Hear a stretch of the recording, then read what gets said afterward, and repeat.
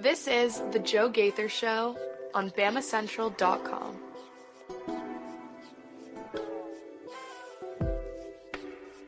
Good morning, Tuscaloosa, Internet World, West Alabama. How we doing today on this Tuesday? It is The Joe Gaither Show on Bamacentral, Bamacentral.com.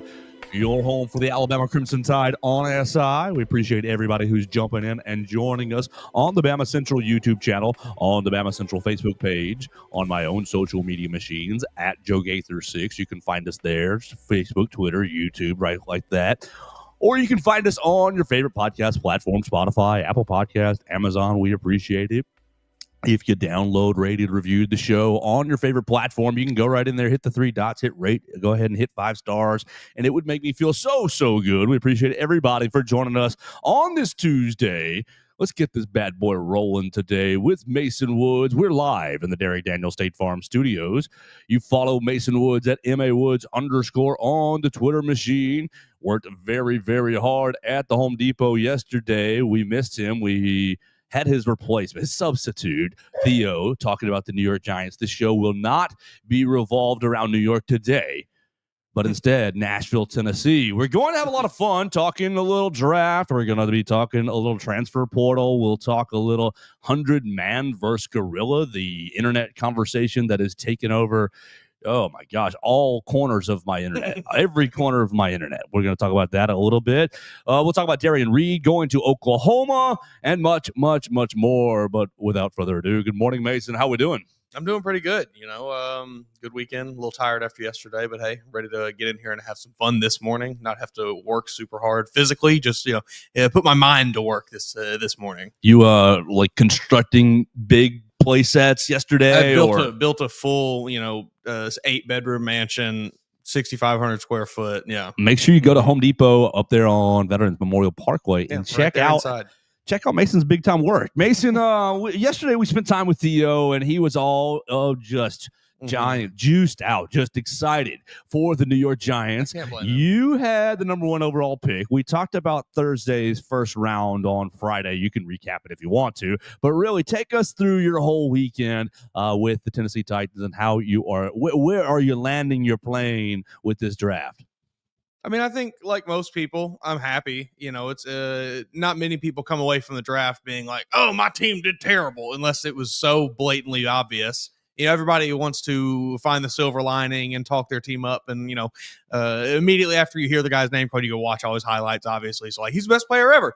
That being said, though, I do feel good about a lot of the individual guys Tennessee got. Obviously, Cam Ward 1 overall. I was not super high on him for the longest time, but I do genuinely I think he's going to be pretty good. I feel pretty good about it. All the videos that have come out in the last week with Cam Ward and Shedeur going back and forth, it looks like two different sides of this choice is clear. This choice is very obvious. Yeah, I think the Titans, and it started with Cam Ward at pick 1-1, really prioritized like character guys, high character guys who you read about them, all their draft write-ups and everything. It's like, oh, this guy was a great leader. This guy was a, great character guy, whatever, no issues. I think that was a big thing with the Titans. I don't know if that is stemming from Mike Borgonzi taking over now, bringing that over from Kansas City or what. But they cared about character in Kansas City? I don't know where that's necessarily coming from, but it seems like that was a big part of their draft process here. I love Gunnar Helm in the 4th round. I think that was a great pick. That was a guy I was intrigued by as, the Titans need another guy at tight end. They have TK Okonkwo, but he was up and down. Yeah. A lot of down. Yeah. Impressive as a rookie, took a step back. I think it had a lot to do with quarterback play, so maybe that will get a little better this year. I'm not expecting a ton from him in terms of like a bounce back season, but just to do at least a little better than last season would be good with me. I love Alec Ayomanor just because of the one game I saw where he absolutely torched Colorado and Travis Hunter for 294 yards. So that was pretty sweet. Happy with that. Jackson Slater, I think, is going to be a good player. I saw a lot of people talking about him being a pretty underrated prospect in this class. So potentially probably could be a guy that within the next year or two should be a starter on the offensive line. And then as far as free agent signings, I think, and I'm still not positive how you say this guy's name from Florida. I think it's Chimere DK. Maybe I'm wrong though. I looked it up a couple times and I still can't remember it. Extremely fast. Guy runs like a 4.32 or something, I think. So we'll see what they can get out of him. But they got some good free agent signings. I mentioned right before we started recording Xavier Restrepo. That's the one I'm most excited about. That was the guy who, I watched multiple games of his this season because, as you know, we were covering Miami for a point in time throughout the football year. That was part of the Walsh Writing Network, the Miami Hurricanes on SI side. It is no longer. But while it was, I watched a fair amount of Miami throughout the season. And that guy was so good. He was so insanely good. And I thought the whole year, obviously he's a smaller guy and it was never going to be a burner speed wise. So I figured, second, third round pick. 40, 4.65 or something. 4.8. Oh, yeah. Ran a 4.8 40. So I did read a lot of, and now obviously everyone says this after they run a slow 40. Oh, there were some injury issues and things. I did read that. So take that as you will. Take it with a grain of salt, I guess. But I don't know. Like I said, I watched a lot of this guy throughout the season. I don't think he actually runs a 4.8. He seems to be a little faster than that when he's on the field. And he is one of the most crafty, shifty, get open any way he possibly can receivers that I watched in college football this past season. Had a fantastic chemistry with Cam Ward throughout the whole year. He's the Miami single season, I think, reception record holder. And then he also has the career receiving yardage record at Miami. So, a really good player that I was shocked to see fall out of the draft like he did. But hey, I'm really happy the Titans went and picked him up. I was seeing some things. I think Cam Ward was basically calling them up every day after he got drafted, every hour after he got drafted, to be like, "You're going to see, you got to go get Restrepo, got to go get Restrepo." And they finally went and got his guy for him. So I'm happy about that. Tighten up. Yeah, we are tightening up. Okay, all right, good. Yeah, probably. Delusionally so, but we will see. This whole Warren Moon giving Cam Ward number one, that is, I'm worried about that because boy, that could be bad. Now it has to go well, right? Do you wish that he would have got the Lawrence Taylor treatment?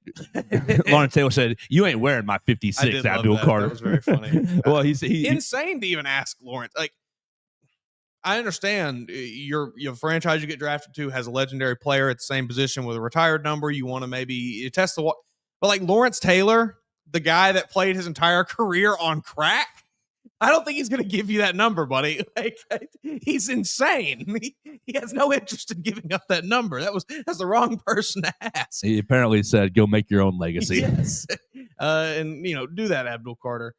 Man, no, You talk about fan bases, though. I might have said this yesterday. I think I did.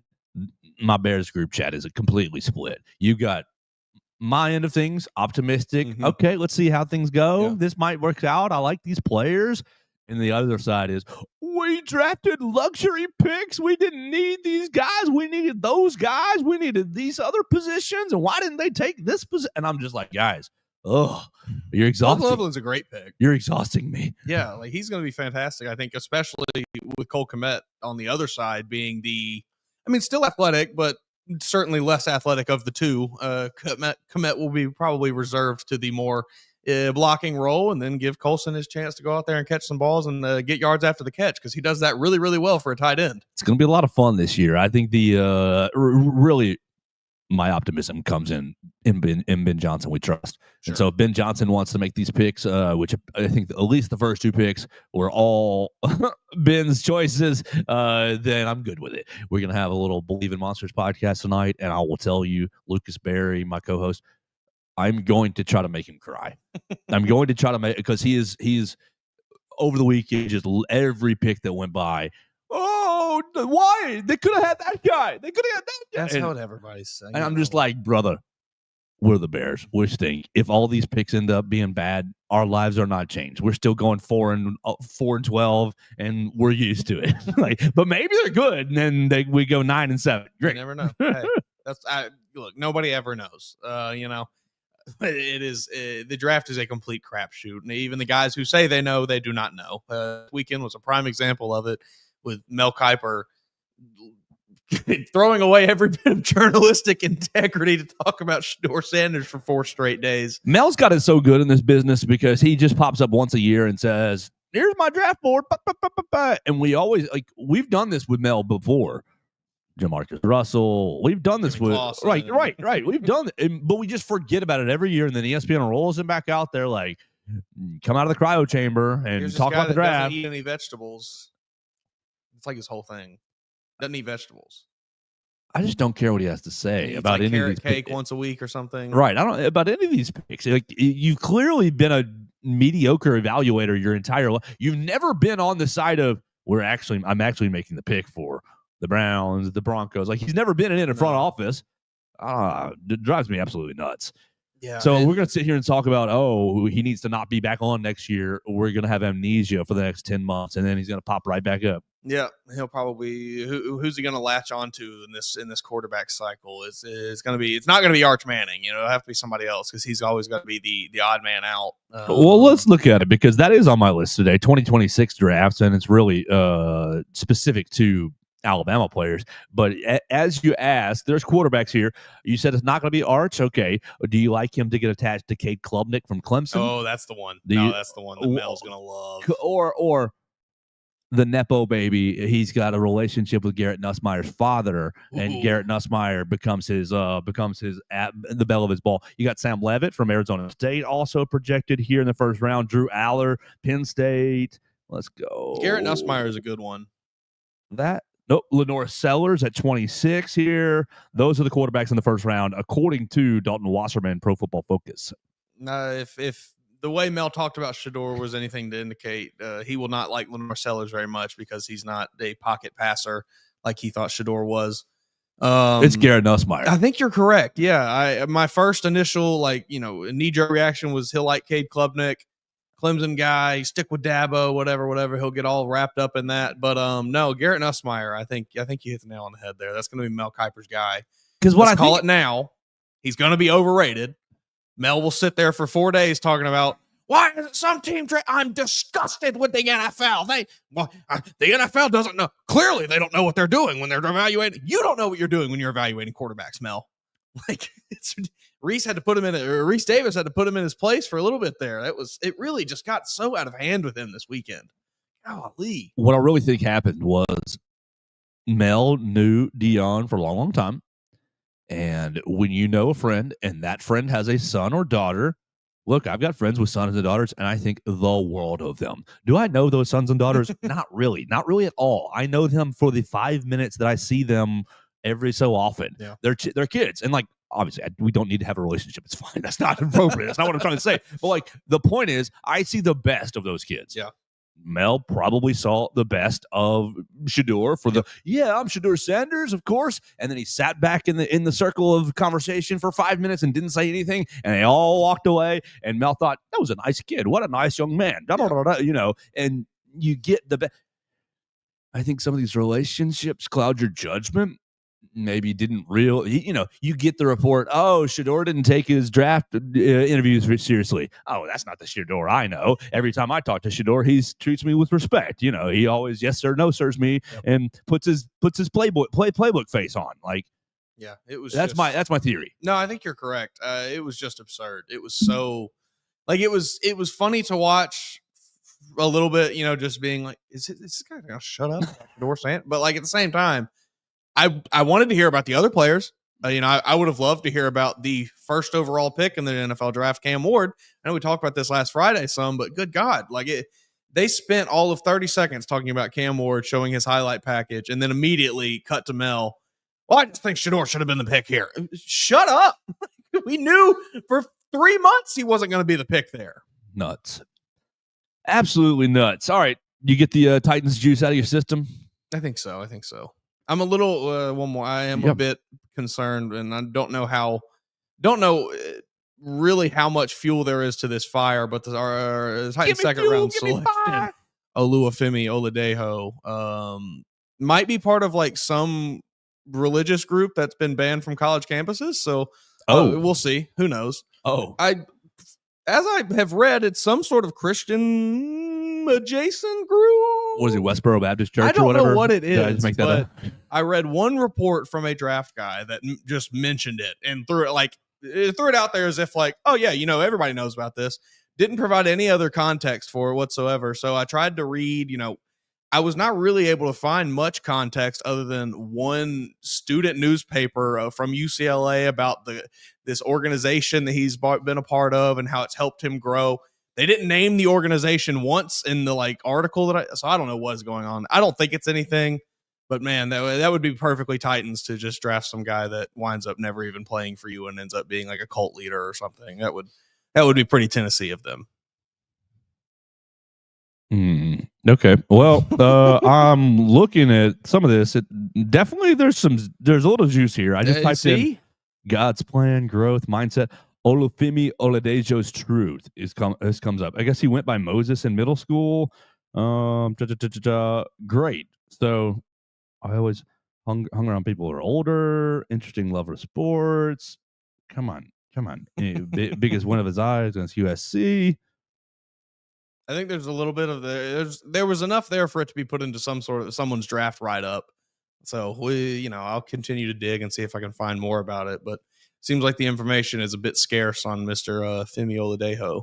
Looks like he has a close relationship with Matthew Rodriguez. I could not find Matthew Rodriguez anywhere. I tried for 2 hours. Leader of campus ministry. Okay. I went through a dozen different LinkedIn pages trying to find any bit of is this that Matt? I don't know how many different Matthew Rodriguez's I looked at that I could not verify one way or the other if they were that Matthew Rodriguez. All this is not so far. It's not giving me Baptist. It's not giving me Presbyterian. It just says the campus ministry, which is just strange that I am hearing reports that it's part of a group that's been banned on campuses, and then this article doesn't want to name it specifically by name. The ministry. All right, great. Olufemi Oladejo, go out and make some tackles, buddy. Good football player. Was misused and then really only got to play edge rusher for 1 year at UCLA, but showed a lot of potential. I think, given the opportunity to get with a coaching staff that knows how to utilize him well, he could be a pretty good player in a year or two. All right, Mason Woods, dealer's choice. You haven't been here in a couple days. Which way you want to go? You want to go basketball, Derrion Reid, LeBaron Philon? You want to go 2026 mock draft? You want to go DeBoer on everybody transfers out? Or do you want to talk about spring grades like Dak did yesterday? I think we'll stick with the draft talk. We'll go 2026. I do want to ask before, though, did y'all get into yesterday the prank call saga with Shedeur Sanders and Jax Ulbrich and half of the internet wanting this kid to go to prison for the rest of his life, and then the other half acting like he's perfectly fine. He's done nothing wrong in this situation. Why would you even punish him? No, we didn't talk about this, but we can make it very Alabama-centric and bring the people in, because it wasn't just Shedeur Sanders and Tyler Warren, but I watched a prank call from our old friend Isaiah Bond. Isaiah Bond gets called. Hey, who was the team? I cannot remember who they spoofed. Let's see if I can find it. Maybe the Panthers. I can't remember, but the guy was definitely an Alabama guy, and he hit him with a roll tide at the end, and. No, it's Falcons, right? I think it might have been. Yeah, I think you might be right. And he goes, we're going to take you with our next pick. And Isaiah Bond's like, oh, yeah, you getting a good one. You getting a good one. I can't wait. And the guy's all right, roll tide. Ha, ha, ha. And Isaiah's still on the hook a little bit, goes, roll tide. And kind of laughing, trying to oh, okay. Yeah, and then hangs up. And it's like, oh. That's been the most eye-opening thing with me with these prank phone call videos is how scared they are on the pranking side of the phone to actually say, psych, buddy, we got you, because they're all too scared to actually do it, because they immediately hear the guy's voice on the other, and they start to panic. Their heart starts to beat really. He picked up. I'm the guy with the Falcons, and we're gonna draft you. Roll Tide. If you were a real man about it, you'd have been like, psych, buddy, you're an idiot. We got you, Shedeur, dummy. But no, they're all too scared to do it. It's very really just paints a picture of what types of people these guys are. I was not a Shedeur fan, still am not a Shedeur fan. It's sad that happened to him. Yeah, I hate him alone. Yeah, you don't got to kick the man while he's down. Ridiculous. I'm not going to say that the Falcons DC should be fired and the kids should go in jail or anything like that. Saying, take a draft pick. Come on. That maybe a sixth rounder. I could go with that. You got maybe take a compensatory pick. Right. I could go with a very light punishment like that, but if I am that father, I am just What are you thinking, son? What are you thinking? What are you thinking? Messing with these guys, messing with my job, your college. Hey, fund. buddy, you know what? You know why you're playing D3 football? It's because your daddy coaches for the Falcons. It's not because you're good at football. Right? Oh, ridiculous, insane. And so, let's take this to the Isaiah Bond direction that I didn't get into yesterday. I saw so many over the weekend. Well, the reason Isaiah Bond and Amari Niblack didn't get drafted is because they went in the transfer portal. You better learn. You better learn. Not go. No, that is not why Isaiah Bond didn't get drafted. Isaiah Bond didn't get drafted because he can't control himself off the field. Because he ran into problems off the field and exacerbated those problems by trying to cheaply pay off the people that he wronged or allegedly wronged. The NFL would have taken him in the fourth round, in the fifth round. If he was good enough. If he didn't have that off the field incident, he was probably a third, fourth, fifth round pick. I mean, Mike Green got picked, second round pick. Yeah. 2 pending allegations against him dating back to his time in high school. That guy's a monster, though. If you're good enough, the NFL will take you. Isaiah Bond, you were not good enough, and you had off the field issues. It has nothing to do with you leaving Alabama. People have been going that route. Oh, it's because, dude, Isaiah was an average wide receiver here. He made one nice play, a couple nice plays. He led the team that year. Back stretch of the season. Right. He led the team that year in receiving, but with 900 yards. Yeah, let's do that. Let's do that. I think it was 47 receptions for for not even 1,000 yards. It was guys, we've been sitting here crying about wide receivers. Right, exactly. Just because technically he was, not because he solidified himself as the alpha of that room. How about this for wide receiver 1? This is painful. 48 receptions, 668 yards, and four times in the end zone. Yeah, you did get in the end zone for Gravedigger. You got in the end zone for the slant and go against Tennessee that year. 2 massive touchdowns, of course. Probably asked for a raise after both of them. You scored 4 dang times, buddy. And so people are using him as the example of grass isn't greener. Maybe he got to Texas and Sark realized, oh, you weren't that good. Dang, I wasted a lot of money here. Right. You were above average at Alabama. You don't really care about football. Right. You just want to drive this Lambo around. Mm-hmm. It isn't about him leaving. It's about him not caring about football. And he didn't care about I would venture to guess. I would be bold enough to say that he didn't care about football when he was in Tuscaloosa either. I don't know if I talked about that third category with you. I was just about that. Yeah. No, with Katie last week. Right. He was probably her prime example. Yes. Third category, red flag off the field. Okay. Injury issue. Doesn't love football. Well, Isaiah, you're triple threat, buddy. You're in 3 of these, buddy. Yeah, no wonder you didn't get drafted. Had nothing to do with him leaving Tuscaloosa, Alabama. Plenty of players transfer. Plenty of players could get drafted. Where Trey Amos get drafted? Cam Ward. He was in his 3rd school, folks. Trey Amos, is he a Commander now? Is that what the internet is telling me? He was a second round pick by the Commanders. Transferred out of Alabama to Ole Miss and got drafted. Yep, bingo. It's up to the player. It's not about you have Tuscaloosa. You gonna learn, buddy. Well, maybe you might, but you might go to a place and play well enough, like you're Trey Amos, and still be a second round pick. On the Isaiah Bond same train, though, Trayshawn Holden and Ja'Cory Brooks both went undrafted as well.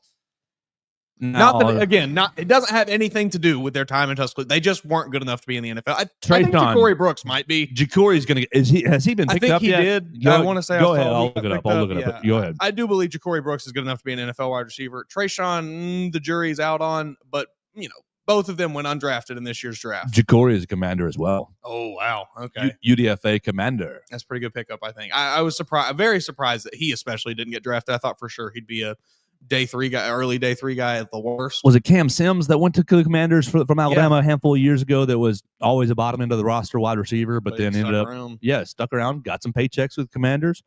Yeah. So people just use any news, any story to reframe it the way that, of course, if you left Alabama, you ain't getting drafted. Mm-hmm. Yes, you could if you do the right things. Just like you have to do the right things here in Tuscaloosa to get drafted. Drives me absolutely nuts. Just the just the way the people's relationship with the truth drives me nuts. Okay. What about 2026? 2026. Mason Woods, Dalton Wasserman on the 27th, so 2 days ago, puts out his first official mock draft for 2026, and one Caden Proctor is the number 1 overall pick to the New York Giants. The Giants need. Oh, sorry, Evan Neal, we didn't pick up your fifth year option because I don't know what's happened to you, but you stink in New York. And so we need a left tackle to protect our Jackson Dart. Caden Proctor, number 1 overall pick. I tell you that 3 years ago, and you say what? How does that thought really? How does that thought evolve over the course of the last 2 years? I mean, I guess if you told me 3 years ago, I'm thinking, yeah, that probably checks out. And then 2 years ago, I'm thinking, I wouldn't maybe say 1 overall, but certainly a first round pick, probably a top 10. And then if you're telling me this over the last 9 to 12 months, I'm thinking might be slipping out of the first round, but good, solid tackle prospect. Definitely not going to be the top overall prospect in the draft. But hey, still has the ceiling. And I think that's kind of where we're at now, where it's this guy still has the ceiling to be number 1 overall tackle prospect, be one of the prospects overall in the draft. We just have to see him reach that ceiling. We have not really seen it. You've seen it in spurts. You see it in small flashes here and there. But I think we've got to see him put it together for an entire season. All right, here's from several different draft analysts. Josh Edwards, CBS Sports, Caden Proctor at 13 overall to the Dolphins. Blake Brockermeyer, we know you, Blake, of CBS Sports, 11 overall to the Caden Proctor to the Seahawks. Michael Middlehurst Schwartz from USA Today has Proctor at 4 overall to the Giants. Brent Soblewski. Ooh, that's difficult. Sobleski. Soblewski, Bleacher Report, Caden Proctor, 5 overall to the New York Giants. Dane Belbeck, The Score, 4 overall to the Browns. Kurt Popejoy from DraftWire has a 9 overall to the Giants. Gavino Borquetz from Newsweek, last one, has him 3 overall to the Giants. Seems like a pretty fair consensus that he's just going to be a top end of the first round guy. And I think that's about where I would probably project him right now. And if he plays at the level we think he's capable of, I think he certainly can solidify himself as a top 3 to 5 guy. I agree with that. I think that if he plays well, his physical traits. Some team is going to. Right. I mean, Mekhi Becton, If you don't get hurt, my friend, and if you don't do anything strange off the field over the next 12 months, please, then I think that you probably will be a top 10 pick. Yeah, I'm game with that. Top 10. I mean, Armand Mimbu came from nowhere and skyrocketed up and became a top 10 pick. The NFL is hungry for good linemen. Right. Will Campbell, short arms. We still take you top 5. I think he's going to be a dog. Yeah, he's got the mind. You don't want to be in a dark alley with him. Fighting over that man's going to be a patriot food for the next 18 years. He told Coach. He told Vrabel, yeah, I'll die on that field for you. Love that. Don't worry, he'll let you. Mike Vrabel, he'll let you. Did you see the report that Vrabel and I don't know how to, I just kind of heard this on a podcast, so I don't know if it maybe that the person that said it got fooled by false report, but allegedly, Mike Vrabel took it upon himself to get in some pads himself and get his hands on Will. No, and get a feel for him himself to decide that he wanted to draft him. I don't know how true that is. I believe it. I would believe it from Mike Vrabel. No one else, but I would believe it from him. Ridiculous. I'm sure he thought, I'll figure it out myself. Gun, gun, gun, gun. I'm sure he did. What is he, 46? Something like that. Him and Dan Campbell are probably the only two that I would believe that story about. Mike Vrabel is 49 years old. What do you think? What do you think Will Campbell's like? Do you sandbag on him? Yeah. No, I think you try to hurt him. And I think because I think Mike Vrabel respects it. Yes, you put him on his back, and he's gasping for air, and he's I got one here. Patriots coach undergoes knee surgery after scouting accident. Oh man! You see, because I mean, he's working out with the players and everything. He's in there in the weight, doing workouts with them. So he's big, active, doing stuff. It's got to get you real close. The unity in New England. they could have pretty easily played off, him injuring the coach as like, oh, Mike Vrabel got hurt during training. He was lifting some weights, pulled something. Yeah, he's okay. Oh, man. Yeah, Caden Proctor, you just need to stay out of trouble, buddy, and not get, crazy fat. Just do the right thing, my friend. There's a lot of shortage of good quality NFL offensive linemen right now. There's a lot of money in front of you, Caden. Nobody wants to be a lineman anymore. No, that's the truth. Everybody wants to be a receiver. Sad day. All right, so going back to this 2026, when we're using Dalton Wasserman of Pro Football Focus, he puts out his mock draft for 2026, and we're really just using this to look at the Alabama roster. I think we need to print it out and put it behind us, then revisit it in exactly a year, and then just cook him when he's wrong. I'm not against that. I'm not against that. What do you think here? We got 2 more Alabama guys in the first round. Mm-hmm. And this surprised me a little bit that it was only 2. Not that it was only 2, but it was these 2. Mm-hmm. Number 22, Deontay Lawson to the Tampa Bay Bucks. Now, Mason, I'm going to shut up because every time Deontay Lawson gets brought up, I talk about a fearful knee injury. Why would this make sense? Yeah, I mean, I think it may. I think we've seen very high level play from Deontay Lawson. Again, it's been in flashes, but the injury, I think, is his biggest knock, really. So if he can show this year that, the injury is not a concern, I would imagine we get more high-level play from him like we've seen previously. And that high-level play, should, with carrying the Alabama name behind you, is going to hold a lot of weight in the NFL. So yeah, I certainly could see him as a first-round pick. The Bucks miss out on Jahad Campbell. Maybe they go get his counterpart from Alabama in the next year's draft. Last one here on the list is at 24 overall. Now, this doesn't make sense because of LT Overton has a good year to where he's a first-round draft pick. He's not getting picked at 24. That means that he capitalized on those almost sacks that he got last year, and he's probably got 8 to 12, 8 to 15 sacks under his belt. I think the Commanders would not be taking him at 24, but you're probably taking him at 12, at 8, LT Overton. Yeah, this is one that, again, just the placement kind of surprised me because, if you are drinking the Kool-Aid that he is going to play well this year and get the numbers that he almost got last year and actually finish those plays off, then, positional value would tell you that being an edge rusher, the NFL is going to take him a little higher than 24. So, while I do think he could be a first-round pick, I agree with you. I don't know that 24 would really be his range if he were to play up to first-round pick level. He will be picked higher than that just because of edge rusher value. Now, why the heck is Damani Jackson not on this list? Shocking. That's very strange. And I'm not even really thought that. I just said it. I'm going over to this conglomerate list of Blake Byler put a conglomerate together of a bunch of pre-draft mock drafts for 2026 for Bama Online. Appreciate you doing that, Blake. And again, the names that we just mentioned, Josh Edwards, Blake Bockenmeyer, Michael Middlehurst, all those guys. Only one, Michael Middlehurst, not Sobelski, not Belbeck, not Pope Joy, not only one of those guys had Damani as a first-round pick.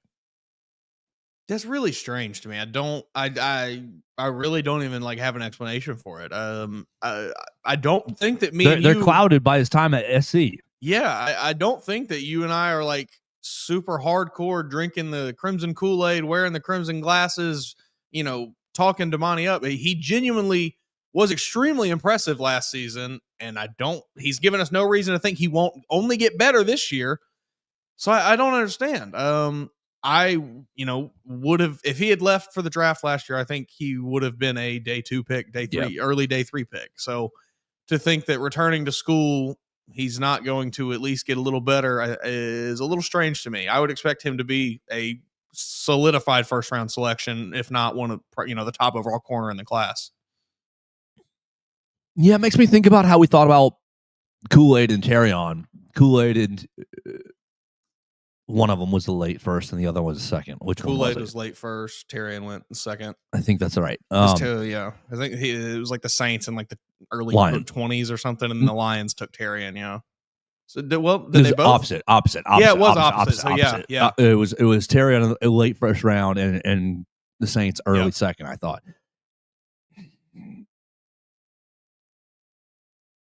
I don't know if he's as good as Terry Arnold. No, and honestly, I don't watch any Saints games. I haven't kept tabs on Kool-Aid. I don't watch the Saints either. They're not worth my time. I will watch. I watch Derrion because he comes on my TV on Thursday Night Football more often, and I get to see him play. I'm not going out of my way to watch Lions games, but when they hit the prime time, I'll certainly tune it in. Saints need to get them a quarterback. So 2 other Alabama players on this conglomerate list. Who are they, Mason Woods? Who's missing? From Michael Middlehurst has these 2 players, has 2 more players. Michael Middlehurst has 1. Michael Middlehurst has 1, and Brent Sobelski has the other. It is not Ty Simpson. Jeremy Bernard. It is not Jeremy Bernard. Wow. One more guess, and I'll spill the beans. He's thinking, we've already got LT Overton. We've already got Damani listed on several of these. We've done the Caden Proctor number 1 overall. Yeah, I don't. 2 Parker more. Brailsford? No. Golly. All right. The other 2 listed. Brent Sobelski has Jaden Roberts going 17 overall to the Houston Texans, according to his chart. He's got Sobelski, Proctor at 5, Roberts at 17, Lawson at 21, and Overton at 28. And then our other friend, where was it? Right there. Michael Middlehurst has Keon Sabb at 25. Michael Middlehurst has Caden Proctor 4, LT Overton 17, Damani Jackson 19, and Keon Sabb 25. And I actually like that the best. Sabb popped into my head, but I went Brailsford because I was like, surely Brailsford's on this list somewhere. You're going to lose positional value at center, and then Middlehurst is right. I'm sorry, Deontay Lawson. They're not going to value inside line. We just saw the number 1 inside linebacker on the board went 31 overall. Had to get traded back into to get him. Jihad was about to slip in the 2nd round. Like, I don't mean to break your hearts or be mean about it. He was literally, he was 10 minutes away from slipping into the 2nd round. And that would have been wrong. I would have made a big deal of it. But, like, that's just where the NFL is on inside linebackers right now. I think Middlehurst Schwartz from USA Today is right with Proctor in the top 5, Overton in the top 20. I think he's going to be a little higher. Damani in the top 20, and then Sabb at 25. Don't see, I'm sorry, Sobelski. I don't see Jaden Roberts as a first rounder because of the guard issue. You ever look at mockdraftdatabase.com? Give it to me. Me. Favorite websites. It just puts together all these, very similar to what you're looking at, but puts together all these mock, you can look. And it looks like other people at least are respecting Damani Jackson so that we can take some solace in. I don't think we're crazy.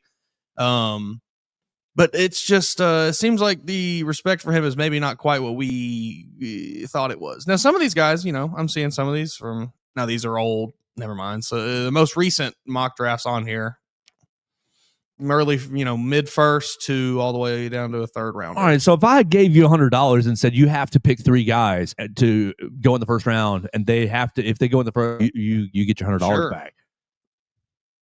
You go and we're teaming up and going Caden Proctor, Damani Jackson. I'm doing it, and I'm going LT Overton. Yeah, I think those are the 3. Because it's not only good players, but it's positional value with the 3 of them: cornerback, left tackle, and edge rusher. Does that get you excited for 2025? Yes, it does. Considering you barely had 2 first-round draft picks at non-premium positions this past season, you may have 3 at premium positions going into this year. And honestly, you might have more. I think if Jeremy has a big year, it wouldn't shock me to see him sneak into the 1st round as a receiver. NFL loves drafting receivers. You get a run on those guys, it could happen. The wide receivers in Wasserman's mock draft: Jordan Tyson, Arizona State. Who else is he competing with? Let's go. Eric Singleton Jr. from Georgia Tech, and Denzel Boston from Washington. Those are the 3 first-round wide receivers in his list. Don't know much about those 3 guys, so I'm not going to say if Jeremy's better or worse than them. Not familiar with many of them. Eric Singleton, I know the name. That's about it. So what else stands out to me in this list is Caleb Downs, number 3 overall to the Tennessee Titans. I love that. They're picking 3, but I'll take it. It's okay. You can get a bad year with a rookie quarterback. It's cool. So if it means Caleb Downs. And I see Peter Woods, edge rusher, 9 overall to the Dallas Cowboys. And no, Peter Woods was never an Alabama player. But, man, he was so close to committing to Dallas. Oh, so close. I'm just saying, imagine this roster. You retain Caleb Downs, and you got Peter Woods in recruiting, and now you're flirting with 5 first-round draft picks. And maybe you're also throwing Julian Sayin out there to be your quarterback. So many players you could think about retaining in this roster would look a lot different. Now, I do feel good about it, but man, some of the names that have been that have transferred out or not even come in the first place in Peter Woods' case. Yeah, I was so close to getting him. Drives me nuts. All right, Mason, we are about halfway through. Let me tell our friends about Warren Tire and Auto. So my name is Russ Warren, and I'm one of the owners here at Warren Tire. We started in 1961. My granddad on University Boulevard, so we've been kind of a staple here in the Tuscaloosa and the University of Alabama community since then. And so thankful to be in the third generation. And we have 2 locations now in Tuscaloosa. We're right here at the 15th Street location right now, where we just do tires, brakes, and alignments mostly here. Our university location does oil changes, engine work, air conditioning work, front end work, the whole 9 yards. And so any of our 2 locations, you can come check us out.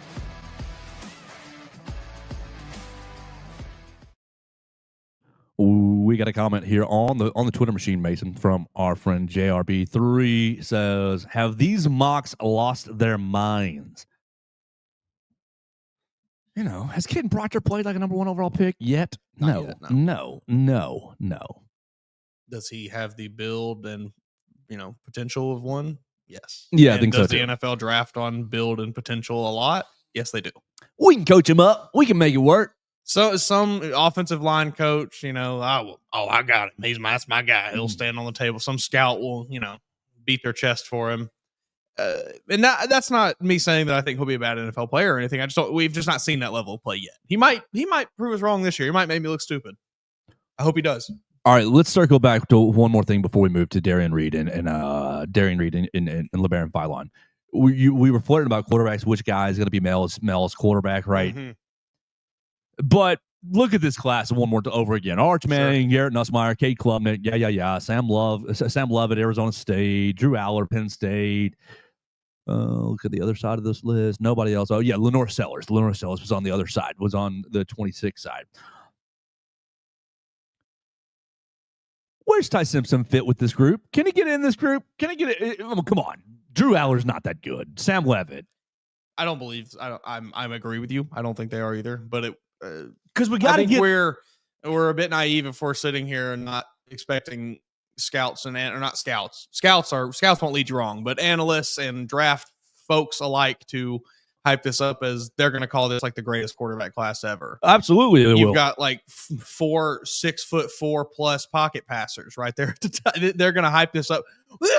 We've never seen a collection of talent. But in reality, I'm not overly impressed by any of these guys. I mean, Arch Manning could be there. You see it in small flashes at Texas, but he's really not asked to do much there other than come in garbage time and handle some things. So he could play himself into that, surefire, like this is the top quarterback role. Praise the Lord for Caleb Williams. But yeah, I'm not.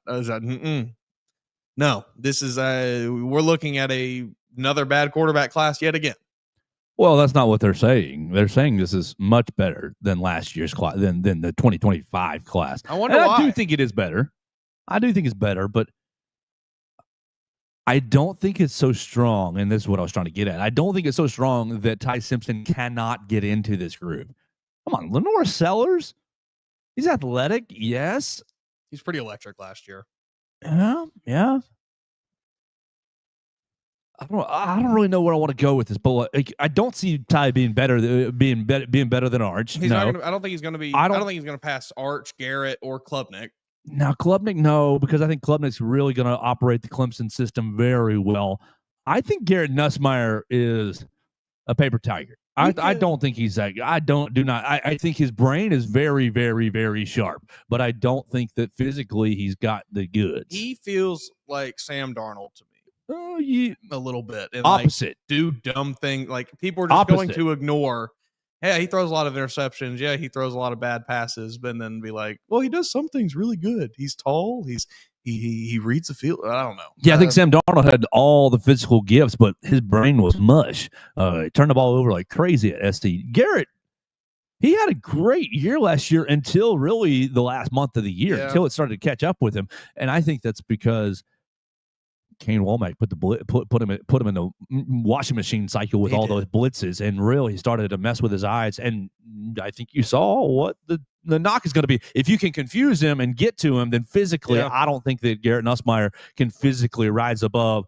Oh crap! Got to get it out. I think Garrett Nussmeier operates best, and I know what the progression is. 1, 2, 3, ball is out. I think he's good at that. But I'm not sure if he's physically gifted enough to really be an NFL superstar. I think Ty Simpson's physicality is just as good as his, honestly. I think Garrett Nussmeier's brain's probably a lot sharper than Ty's is at the moment, given the experience gap. I think Drew Aller's all physical tools, though. No brain. Teams are going to lose their mind. No. Oh, they're going to love Drew Aller. Josh Allen. Yeah, exactly. All right. We need to put the mock draft away. We need to look forward to 2025. We will do that all together. Mason, let's turn our attention, though, to college basketball. Bad news yesterday with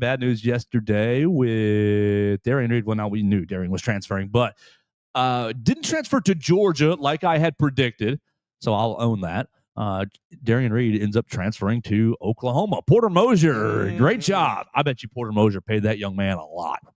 Yeah, I would think so. It's a good pickup for him. Hey, if you can get him to play defense, good on you.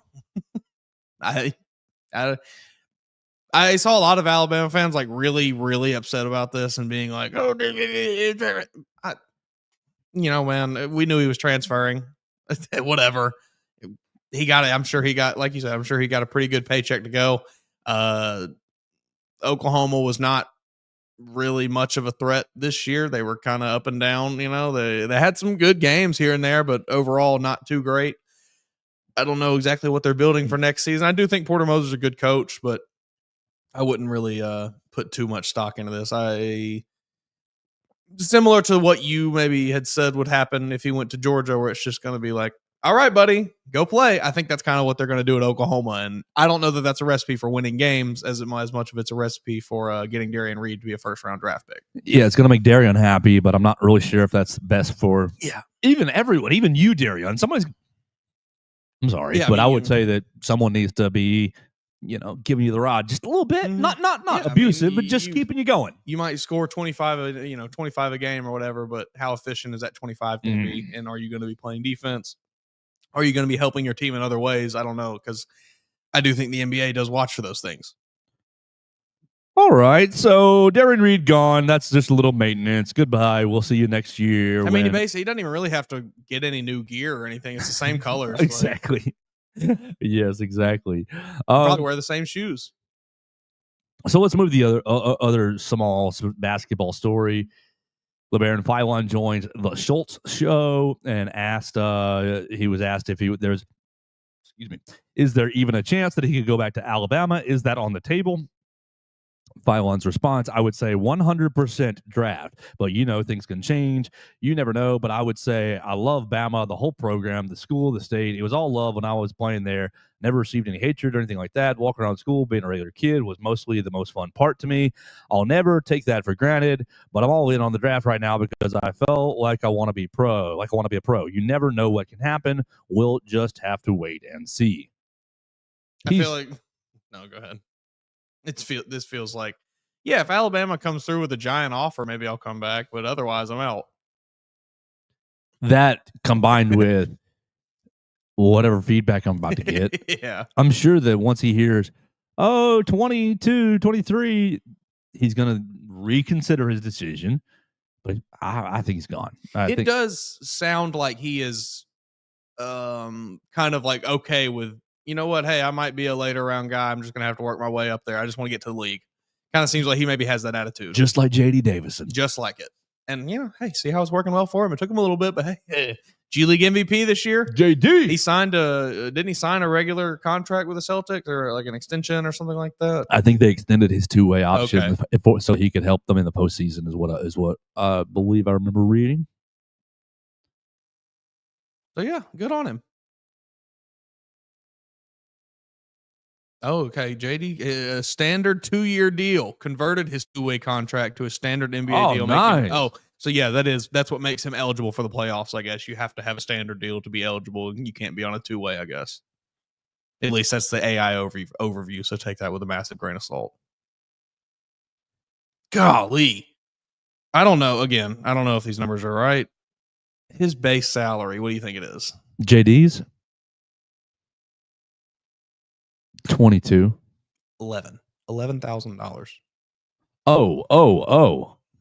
with a cap hit of $2 million. It says so. I'm guessing this is like signing bonus. He's getting a ton of money. Oh, yeah. Okay, yes. But like, man, that's just crazy how that works. Manipulating money in the NBA is wild. Yeah, so he's really making. Yeah, he's only made $61,000 since he's been in the league. Career earnings, according to Spotrac, whatever, I don't know if that's accurate or not.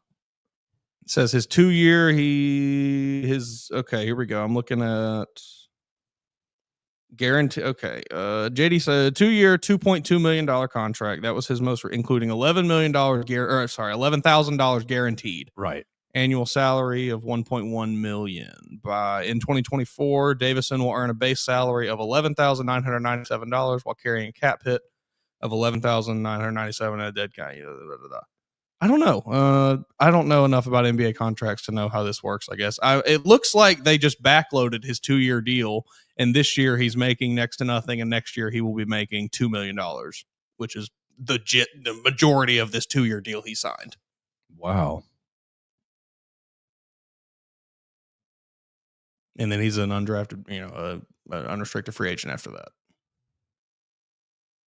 Take your talents to somewhere that's not Boston because they're using you wrong. Wow. That's really strange. That's really crazy. This has got to be not correct. Can't be right.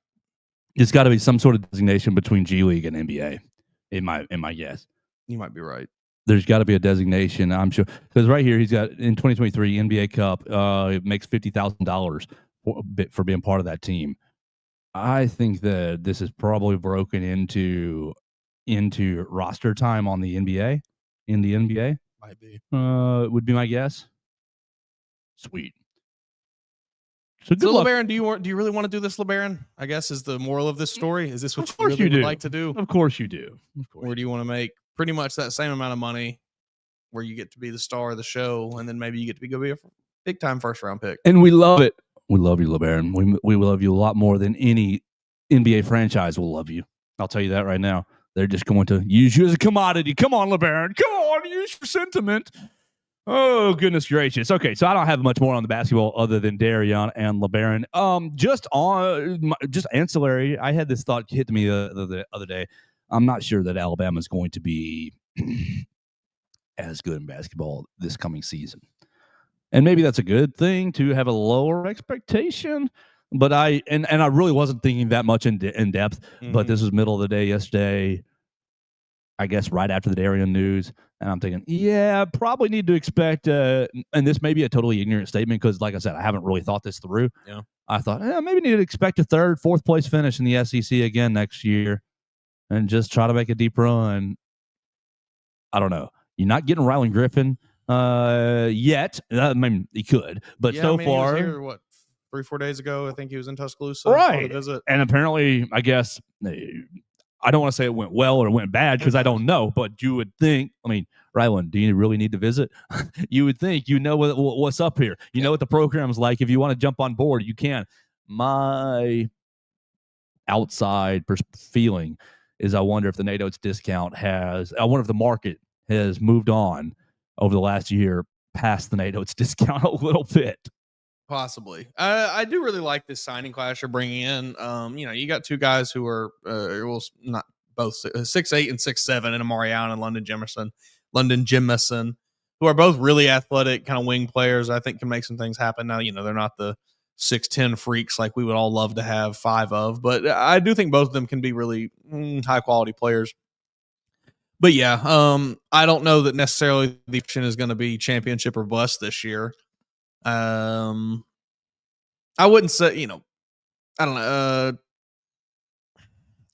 it's hard. I guess Alabama not being as good as like, oh, are they going to get beat in the Sweet 16?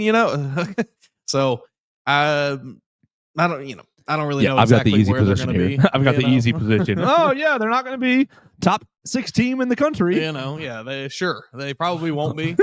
But I do like what they're bringing Go in. out on a limb there, Joe. Once you get down to it, they'll be in the tournament, obviously. Yeah, and once you get down to the tournament, anything can happen. And they'll probably be a 7 seed or higher, a 6 seed or higher, if I had to guess. So, you feel pretty decent about that path, maybe. Absolutely. So we've had a lot of fun here in the Derek Daniel State Farm Studios. We're live off the McFarland Boulevard. You can call Derek and his team at 205-758-3391 for all of your insurance needs. Call Derek. Red, Reese, and Victoria are upstairs. They would love to talk to you. They would love to talk to you about your auto insurance, your homeowner's insurance, maybe renter's insurance, life insurance, really everything in the insurance game. They've got you taken care of. Call them at 205-758-3391. Call and see how much Derek can save you today. All right, you want to go off the rails just a little bit, Mason, with our last little bit? Sure. The internet has gone crazy over this hypothetical situation. 100 unarmed men against one gorilla. A fight to the death. Now, I invited some of my friends to call on the voicemail line because we went into this pretty heavily the last 2 days. Sure. And my friends have even spun it into, we don't think, my friends think that we don't need 100 men, that the 11 of us can kill this gorilla with precision, teamwork, and dedication. And I, as respectfully as I possibly could, which probably wasn't very respectfully, said we're all going to die in this scenario. So, Mason, I'm just going to get out of the way. I'll let you take both scenarios, 100 versus 1 and 11 versus 1. I do have a voicemail from one of my from one of my friends. We'll find out what he has to say. You guys can call the voicemail line at 205-462-7340, extension 800. If you want to talk about this, the NFL draft, college basketball, or anything under the sun. Mason Woods, you're a part of the 100-man army. Are y'all defeating the gorilla? No. Good God, no. It's even more ridiculous to think, we don't even need that. We could take it with it.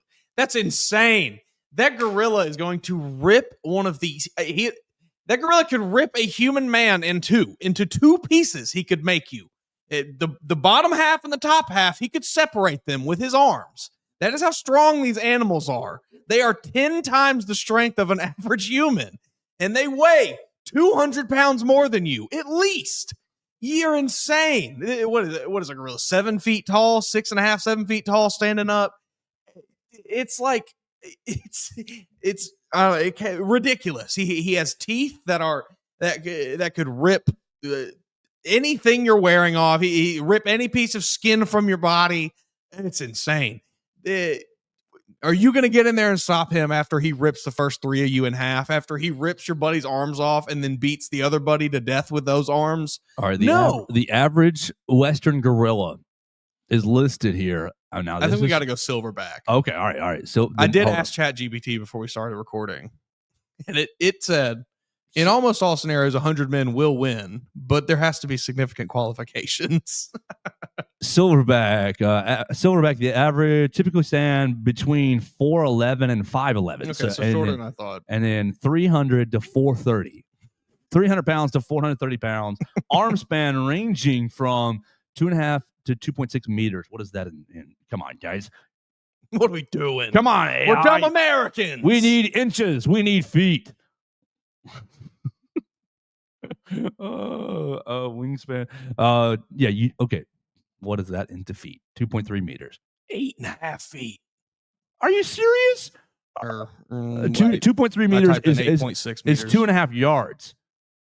So meters to feet is. Are you freaking kidding me? 2.3 meters is 7.5 feet. So he's got Victor Wembanyama's wingspan. Baby. That's the biggest issue to me. I understand numbers over ants, we can overwhelm you. But it's the wingspan. People, my friends have gone on about, oh, it's not that tall. We can jump on its back. We can take it down. Like, we're taller than it. Sure, but the wingspan is the issue. Like, have you ever rushed an NFL left tackle?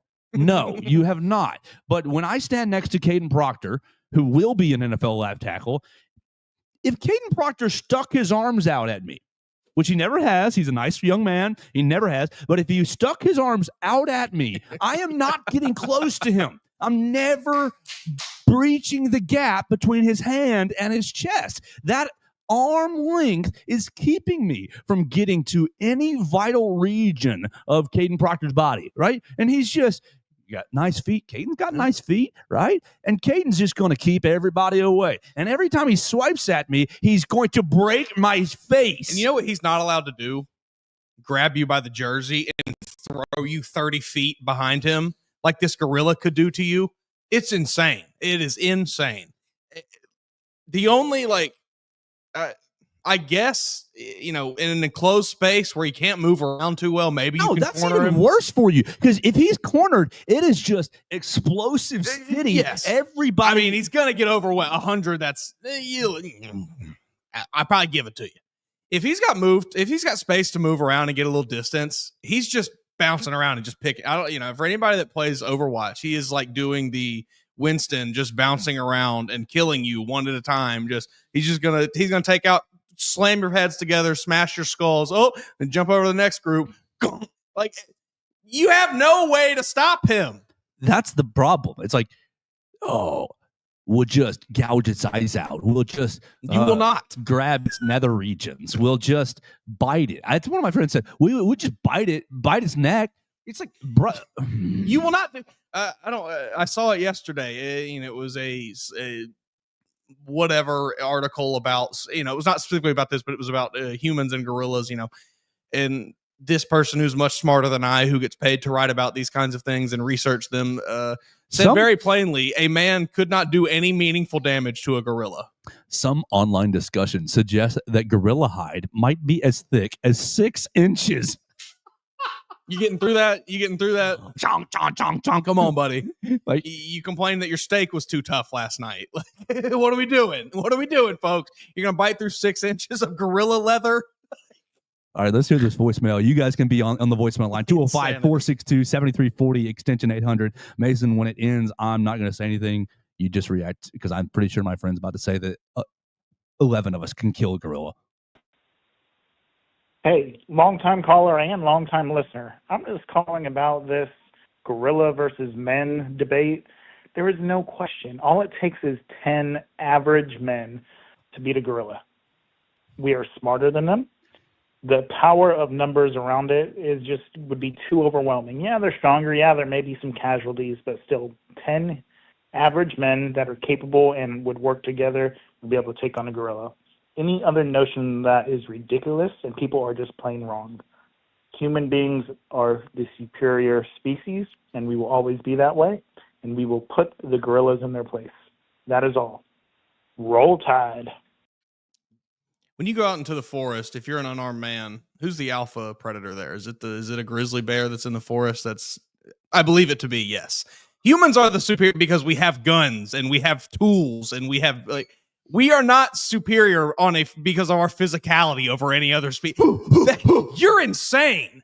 That's a stupid thing to say. Like, you step out there with your unarmed buddy, you're in their realm. People have this weird we're smart. Like, no, you're not. You're not smarter than a gorilla in his territory. He knows more about that than you do. That's his world. You swim out into the ocean. Those sharks know more about the water than you do. Like,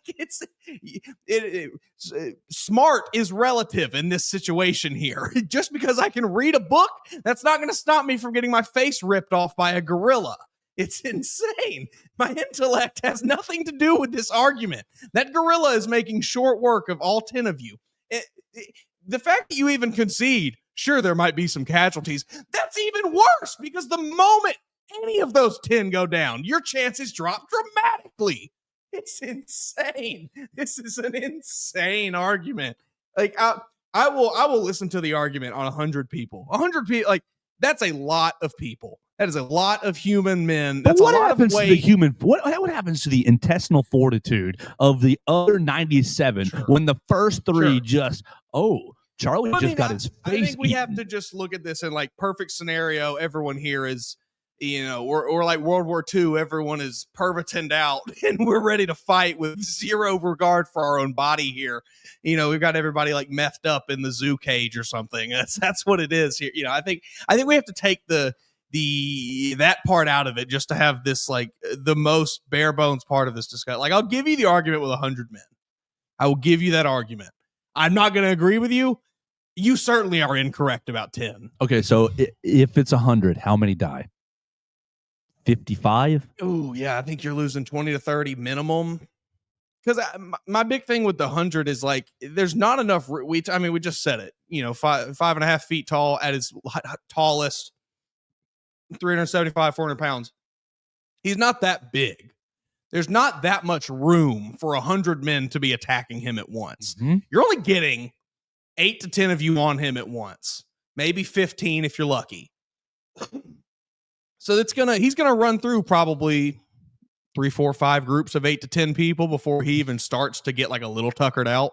Now I don't know, what gorilla diet looks like, what their kind of stamina and everything is, but I've seen them in zoos. They move around pretty well when they get active. And yeah, no, I think you're losing at least half of that 100, at least. Yeah. Because it's making quick work of it's just taking you down. That's the issue. Dunk, dunk, dunk. It's just taking you out in groups. Like I like myself, but we're soft people. Like you talk about 100 people, it's like, brother, I can go out on a run right now and be okay, be a semi-decent athlete, but like life and death situation, I'm probably going to die. What do you think? Like, what are you going to do to that gorilla? It doesn't it doesn't make me a superhuman athlete just to throw me into a life and death. Oh, Joe, it's life and death now. So now you can run a mile in 4 minutes. Yeah, like no, you can't. You still run a mile in 9 minutes. You're gonna punch that thing, and it's gonna feel like hitting a medicine ball. Like, right? What you're gonna choke the gorilla out, throw him in a rear neck? Like you can't get your arms around his neck. It's insane. Nuts. There's no way. There's the only reason humans are the alpha is because of weapons. We are not more physically imposing than any other of these, big time species out there. Any of the lions, bears, tigers, whatever. Yeah. We are not we are not winning the physical battle there. So this has been a fun internet topic for the last 2 days, and I just felt like we had to get into it. One of my friends asked me, he goes, "Well, don't you think you can take down 10, 50-pound dogs? That's about the size equivalent." Like, I do not. Like, don't you think that the 10 dogs would win, Joe? And I'm like, yeah, I do think the 10 dogs will win. And they go, well, we're the 10 dogs in this situation. And I'm like, no, we are not. My dog, Abby, bites the ever-loving mess out of whatever she wants to bite. And, like, she's very cute and sweet and great. But, like, if she decides that she's going to bite the toy, let me tell you, I can try my hardest to pull that toy out of her mouth. It's not happening. I have to basically just say, hey, sister, let go, and convince her. That dog can bite through your arm. I cannot bite ease. I can't bite anything. It's insane. It is not a even remotely comparable thing right there. The tools that these animals have at their disposal to kill things, the dexterity in their fingers, claws, teeth, whatever it is. Humans do not have that. We are soft because we have been made soft by having tools that do those things for us. Like, I think about my dog in this situation, and it's like when she gets onto something, when she gets like her mind set, it doesn't matter if I beat her. I'm not saying I do, but it doesn't matter if it's hot outside. It doesn't matter if it's tired or like she has no concept of her own physical well-being. Yeah. She has no concept of pain when she is locked in on something. When it is, I'm going to do this. And you just sit back and watch. Like, that's what we're talking about here. You talk about, I'm going to punch this gorilla here. That gorilla has zero concept of pain. It is instinct. The instinct is, these 100 men are attacking me. I am in danger. Fight or flight. I don't have a flight gene, gorilla. It is fight, fight, fight. Like, us humans, We cannot even fathom going there. No. Like, as soon as I get my arm cut, oh, darn. Give me a Band-Aid. Give me a paper towel. All right, exactly. Like, it's insane. It's ridiculous. It is truly a ridiculous query. I'm not going out. Have you ever ripped open a phone book? Have you ever ripped a phone book in half? No. Me either. I've seen it done by those really, really strong guys, but like they're like 800 pounds and like, oh yeah, guys are break baseball bats. Like, okay, you can get your hands around a baseball bat. You can't get your hands around the forearm of a gorilla. My friend said, well, you'll just grab one arm, the other will grab an arm bar. Grab the other arm, the other guy will grab a leg, the other guy will grab a leg, one guy will grab a neck, the other guy will go for the eyes. And it's like, dude, you don't realize I am not getting close to that right arm. Like, I will try. Sure, I'll be team player. I'll try. But swamp. That's a 40-pound sack of meat flying at your head. You think Caden Proctor, like, again, do you think Caden Proctor would just let me grab his right arm? No. And now we're talking about a right arm that is, sorry, Cade, but much stronger than Caden Proctor's right arm and much more explosive. Yeah, it's just insane. There's no. I'm not messing with nature, man. I'm not doing it. This is why weapons were invented. Yeah, if we were truly the alpha dog here, we wouldn't need guns to go out hunting. We'd be doing it with our bare hands. There's a reason we don't do that though, because those animals and things are much more equipped at doing that than us. All right. Well, we had a lot of fun. We had fun yesterday with Dax's voicemail. We had fun right there with my friend's voicemail. You can leave us a voicemail at 205-462-7340, extension 800 if you want to be a part of the show, if you want to talk about baseball, basketball, football, really anything under the sun, gorillas or humans. We don't mind. We'll take whatever voicemails that you have at 205-462-7340, extension 800. Mason? That's about the extent of my list. You got anything else for the people before we get out of here? No. Get ready for Cam Ward to win a Super Bowl. Super Bowl, Cam Ward, tighten up. He looks at Shedeur Sanders. Shedeur says, you want to go do something, make a song or something? And he goes, I don't want to make music. I play football. I want people, when they type in Cam Ward, it to say football player. Love it. We love that. I think that, got yourself a little dog. Project, but I think they got him one, maybe. A hungry one. Yeah. And that's that. You can work with that. You can work with hunger. We'll get out of here for the day. Follow us at Bamacentral, at @MAWoods_, at Joe Gaither 6. Find us on Spotify, Apple Podcast, Amazon. Find us on the Bamacentral YouTube channel. We'll talk to you again tomorrow right here from the Derek Daniels State Farm Studios on Bamacentral and Bamacentral.com.